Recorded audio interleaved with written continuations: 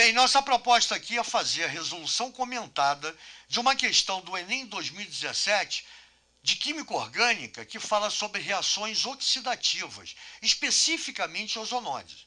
Só que antes eu queria a sua atenção para confirmar que todas as nossas aulas são complementadas por uma arte que serve como base e fundamento para facilitar a sua aprendizagem. Essa arte pode ser fórmulas, textos, curiosidades, fotos, desenhos, gráficos, tudo para facilitar a aprendizagem e você acompanhar cada detalhe da nossa explicação. Fica muito mais fácil você entender química. Você vai aprender química de verdade. Tanto nas resoluções de questões de universidades federais e estaduais ou questões do Enem, que é o nosso foco, nós temos o complemento. Ou ainda nas nossas aulas teóricas, todas são complementadas por infográficos, textos, curiosidades, desenhos, figuras, fórmulas. O nosso objetivo é fazer com que o aluno aprenda a química de verdade. Esse é o objetivo da equipe Rolando Química. É isso que você vai ver em todas as nossas aulas, na resolução comentada de todas as nossas questões. Tranquilo? Valeu? Agora sim, depois que eu expliquei o que interessa e o que você vai acompanhar, a gente vai ler o enunciado e interpretar. E ele diz: a ozonólise, reação utilizada na indústria madeireira para a produção de papel, é também utilizada em escala de laboratório na síntese de aldeídos e cetonas. As duplas ligações dos alcenos são clivadas pela oxidação com ozônio, O3, em presença de água e zinco metálico, e a reação produz aldeídos e ou cetonas, dependendo do grau de substituição da ligação dupla. E aí continua o enunciado. Ligações duplas dissubstituídas geram cetonas, enquanto as ligações duplas terminais ou monossubstituídas dão origem a aldeídos, como mostra o esquema. E aí ele me dá esse esquema aqui e continua. Considere a ozonólise do composto 1-fenil, 2-metil, prop-1-eno, está aqui a sua estrutura. E vem a pergunta: quais os produtos formados nessa reação? Alternativas que a gente vai voltar daqui a pouco.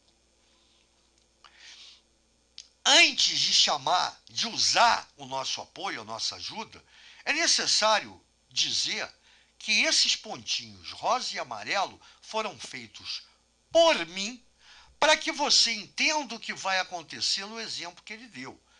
A partir daqui fica fácil a gente entender todo o resto.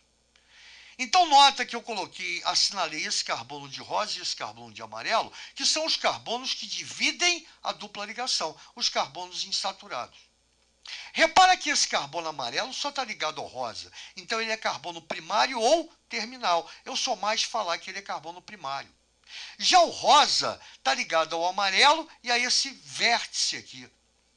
Lembrando que cada vértice é um carbono e cada ponto é um carbono. Então saiu o hidrogênio e entrou o radical etil ligado a ele. Ele é um carbono monossubstituído. Só que eu acho que essa nomenclatura é uma coisa muito séria. É uma coisa que não fica bem entendido. E aí o que eu fiz? Eu tentei resumir isso de uma maneira mais tranquila que a gente conhece. Toda dupla em carbono primário ou secundário vai produzir aldeído na ozonólise. Toda dupla em carbono terciário vai produzir uma cetona na ozonólise. Esse carbono é primário e esse carbono é secundário. Por isso que eu só tenho aldeído, ao. Está vendo aqui? Ao e ao, aldeído, aldeído. Então vamos ao mecanismo. É clivada, é quebrada ao meio, ó. Finge que aqui tem uma lista. Nessa metade, eu vou até botar a lista aqui, pronto. Quebrou. Nessa metade rosa entra um oxigênio, produzindo essa carbonila aqui. Está vendo aqui carbono rosa, oxigênio? Nessa metade amarela entra outro oxigênio do ozônio. Eu tenho 3. Entrou um aqui, entrou outro aqui. Eu tenho a carbonila de carbono amarelo. Então nota que essa carbonila está na extremidade da cadeia. É um aldeído. O resto é o completo com hidrogênio até a travalência do carbono. Essa carbonila está na extremidade, só tem um carbono.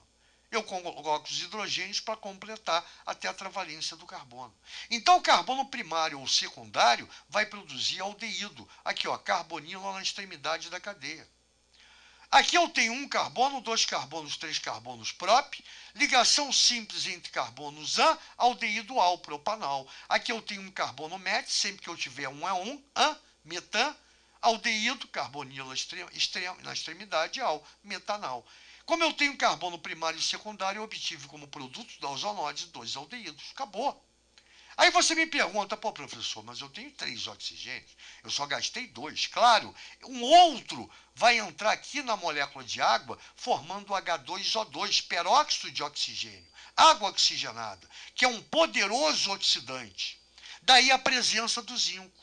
Se eu não colocar o zinco metálico, esse oxidante, olha o nome dele, oxidante, ele oxida o aldeído a ácido. Um dos oxigênios, H2O2, deixa H2O2 e vem se unir a esse hidrogênio, formando a carboxila ácida C-OOH e produzindo água.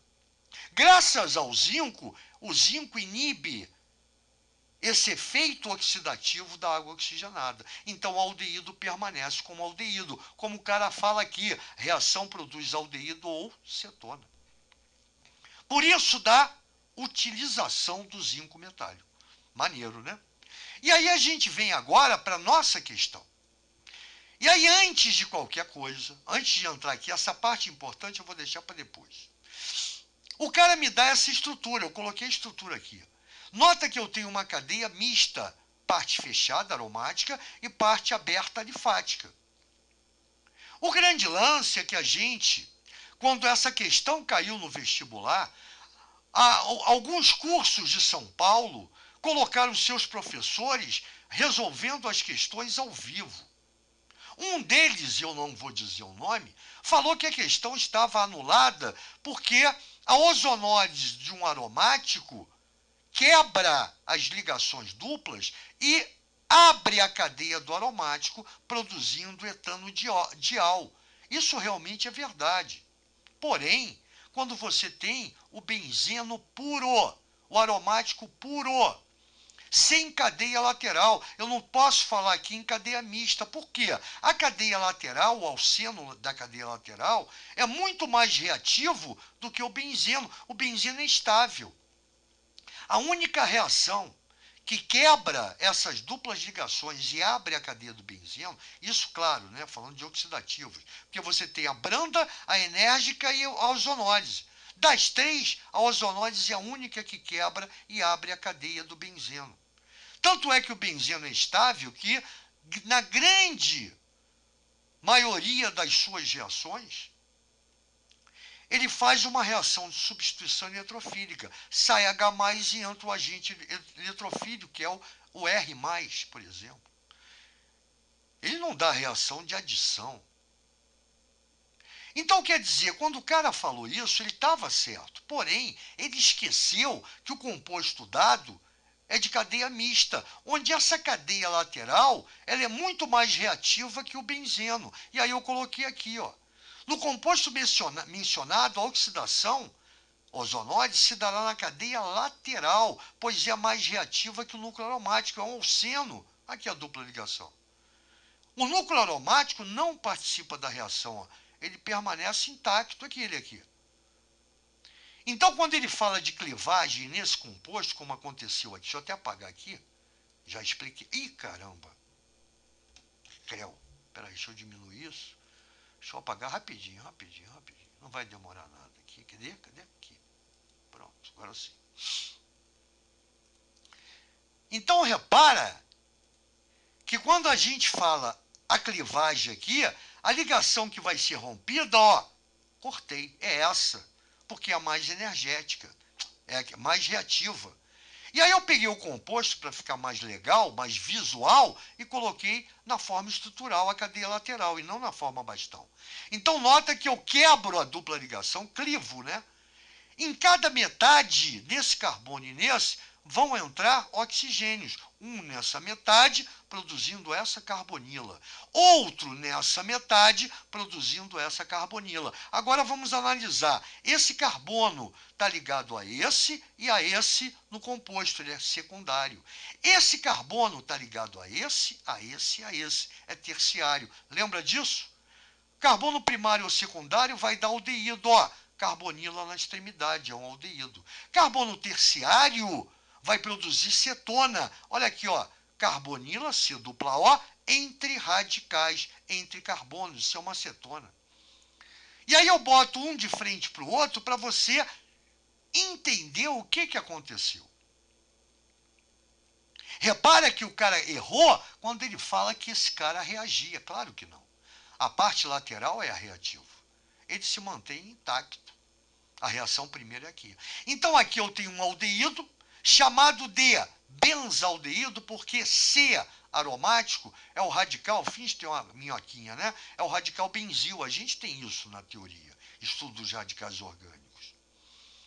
E aí, como é um aldeído, benze tá mais aldeído benzoico ou benzaldeído. Só que o nome oficial, já que eu tenho uma cadeia mista, essa parte aberta e essa parte aromática fechada, a mais importante é essa, que caracteriza a função aldeído. Portanto, tudo que tiver ligado a esse carbono é radical. E o radical do benzeno é o fenil. Como eu tenho um carbono só, mete, um é metan. Terminação al para aldeído. Fenil metanal. É o nome oficial. Só que é importante isso aqui também, porque está lá, ó, na alternativa. Já aqui, eu tenho uma acetona, porque a carbonila está entre carbonos, entre radicais. Agora, olha que legal. Nome dela, 1, 2, 3 carbonos próprio. Ligação simples entre carbonos A, terminação para acetona ona, propanona, nome oficial. Porém, eu tenho também um nome usual. Está vendo aqui? Isso aqui eu chamo de cetona, a carbonila cetônica. Radical metil, dimetil, cetona. É assim que se dá o nome usual. Ah, eu tenho que saber? Tem, porque você tem que entender. Esse é o grande lance.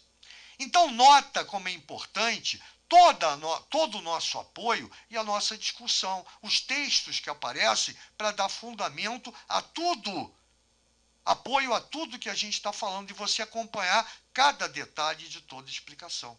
A aula fica mais tranquila, você participa muito mais. E aí, olha que legal. Uma outra questão poderia te dar o benzaldeído e a propanona e mandar você assinalar a alternativa que traz o nome do alceno que deu origem a esses compostos. Como eu tenho carbonila de frente para carbonila, basta eliminar os oxigênios e completar as duplas ligações. Você tem o composto original. Viram por que é importante? Carbonila de frente para carbonila, como foi colocado aqui. Lembrando que aqui eu fiz uma parte, tá? O outro oxigênio vai para a água oxigenada e coisa e tal. Então viram que é muito mais fácil, né? Quando a nossa proposta é verdadeira, não é muito mais fácil aprender química assim, onde você tem todo um apoio, onde você tem fundamento, base para discutir e acelerar o teu raciocínio. Valeu, gente boa, até a próxima. Grande aula, hein?